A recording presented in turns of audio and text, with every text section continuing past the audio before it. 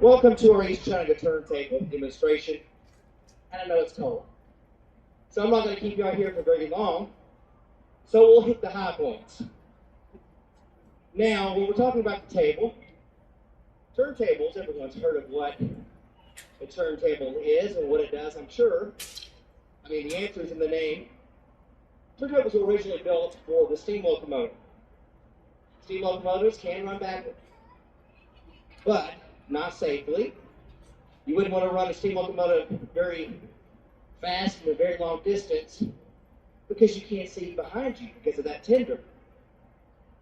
When you have a turntable, that eliminates that problem for the most part.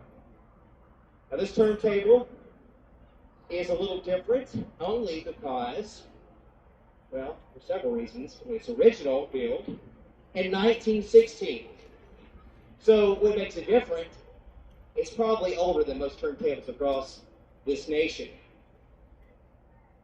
It's a little smaller on the side in the way of turntables that were built because it was not built to accommodate large railroads with large terminus points.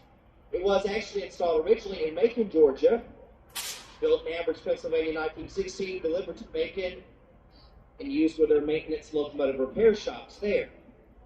When they needed a bigger turntable to make it, this was not scrapped or destroyed, it was reused, recycled, so to speak, taken to Cedartown, Georgia, just south of Rome, in Polk County, and used with a smaller branch line railroad for the Central Georgia Railway there. But even then, it still could accommodate turning weights up to 200 tons. Now, what you have to understand is this turntable was originally non-motorized. We have a 25 horsepower motor that Mr. Gordon will be operating in the next few moments. They were turning not only the weight of the locomotive, but you have to account for the weight of the turntable set, which is 80 tons. So, an average school bus weighs about 13 tons. Your space shuttle, without its fuel and payloads, between 70 and 75 tons. Then I get 4 of you. That's what it would take. I only point that out jokingly. Obviously, we wouldn't have you do that today.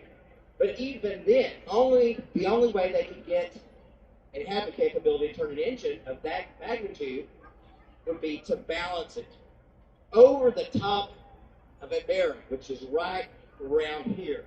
This is about 80 feet long, so 40 feet from either side, stepping off to center, about 6 feet in diameter. You have to get the weight of your locomotive balanced. And that locomotive is about 120 tons, so we'll have right around 200 tons of weight in the next few moments. Let's go ahead and get started, Mr. Gordon.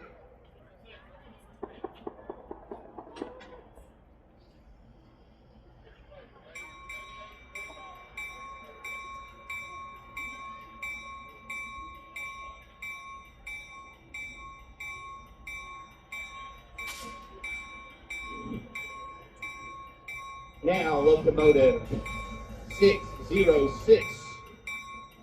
This is manufactured, intended to be a switching engine. It's a switcher. Built 1954 up in Illinois and used on the fast system of the Milwaukee Road. It is definitely multi-purpose museums activities throughout each and every season. And obviously using it on the streets. You see the far end drop. It's a very quick drop. We're going to go counterclockwise. And the purpose this evening is to line the turntable up so the engine could roll off the track 2. Currently, your coaches are there on track 1.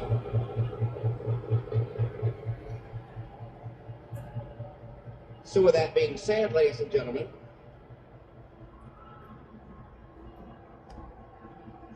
we're going to be switching with the locomotive ends of our train.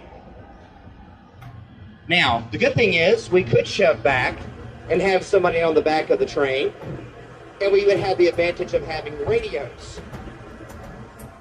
Unlike they did back in the days when technology was scarce, they did not have radios, and they had to communicate during the daylight hours with a series of hand signals, and obviously in the evening hours with a series of lantern signals. One of the worst things you could ever see is the crewman taking the lantern and swinging it in a full circle in a backward direction. That means your train is separated, or basically runaway train. So you never wanted to see that.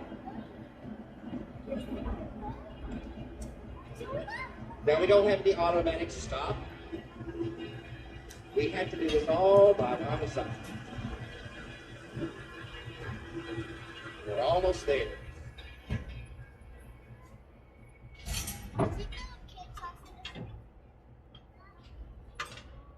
Right on the money. So here we got it lined up with track 2. Mr. Welch there, our engineer, give him a wave, a round of applause. He's going to take it off the table, track 2. If you want to go see a couple back on the other end, stay on the station side, walk over the platform, and you can stand there and see it on the other side as well. You're also welcome to step over here. There's restroom facilities. Use the walkway there, where you see the light, the red light flashing. If you're going to take pictures over there, there's a little gravel area for you to do so. Please don't go any further past that water tower, watershed, on the gravel part of the property.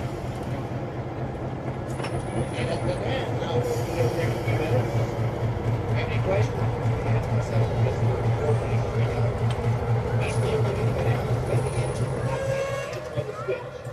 recently stopped a couple of times on the way over here as I had to step off, run with the switches.